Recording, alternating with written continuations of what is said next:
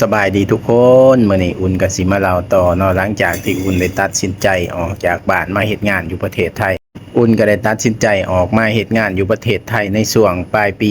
2018 ต่อ 2019เนี่ยทุกคนงานแรกของอุ่นเป็นงานเด็กเสิร์ฟอยู่ร้านอาหารหรือว่าเป็นบังกะโลเนาะอยู่ในเกาะแห่งหนึ่งในจังหวัดระนองคือเกาะพะยามขายแห้งก็บ่หลายหรอกวันละ400อยากบอกว่างานแรกของอุ่นก็มาไกลแห้งมาฮอดภาคใต้ของประเทศไทยเลยและอยู่ในเกาะพะยามนั้นมีอุ่นเป็นคนลาวเพียงคนเดียวเลยทุกคนที่เหลือก็เป็นคนงานพม่าเต็มเกาะเลยแล้วก็สิมีคนไทยเป็นเจ้าของบังกะโลเป็นเจ้าของรีสอร์ทตอนแรกก็อุ่นก็คิดว่างานเสิร์ฟบ่ยากปานใดหรอกทุกคนคือสิเฮ็ดง่ายๆป๊าดแต่พอได้เฮ็ดแต่ทุกคนเอ้ยพออยากห้องอยากให้พุ่นได้ฮะเพราะว่าลูกค้าเกือบ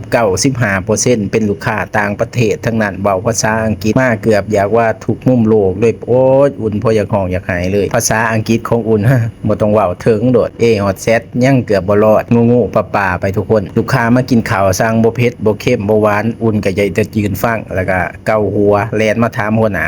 ก็ด่าเฮาซ้ำเราก็หายป๊อดมึงเรียนจบปริญญาตรีมาได้แนวใดบักอันนี้คำเว้านี่มันก็ซ้ำเข็มจิ้มลงไปหัวใจของอุ่นพุ่นได้ทุกคนแล้วมันก็เป็นแรงผลักดันเฮ็ดให้อุ่นน่ะลุกขึ้นมาสู่แล้วก็มาเรียนอุ่นซื้อหนังสือภาษาอังกฤษมาอ่านแล้วก็อุ่นเรียนจาก YouTube เรียนจากเพื่อนแล้วก็เรียนจากลูกค้ามากินข้าวทุกมื้อประจำเลยทุกคนถึงลูกค้าใจดีเพิ่นก็สอนเพิ่นก็บอกเฮาอุ่นเฮ็ดแบบนั้นวนๆซ้ำๆประจำเรียนกับลูกค้าเบิ่งจากแอปเรียนจากสมุดจนเวลาผ่านไปประมาณ6 เดือนอุ่นก็เริ่มสื่อสารได้ครับออเดอร์หลายและแนะนำเมนูก็เว้าภาษาอังกฤษชีวิตประจำวันพื้นฐานได้ในระดับหนึ่งและมื้อนั้นอุ่นก็ได้ฮู้ว่าคนบ่เก่งตั้งแต่เกิดแต่ถ้าเฮาบ่ยอมแพ้สักมื้อหนึงเฮาก็สิเก่งได้คือกันและท้ายสุดนี้อุ่นก็ขอขอบใจทุกคนที่กดไลค์ให้อุ่นกดคอมเมนต์แล้วเจอกัน EP ต่อไปเด้อทุกคน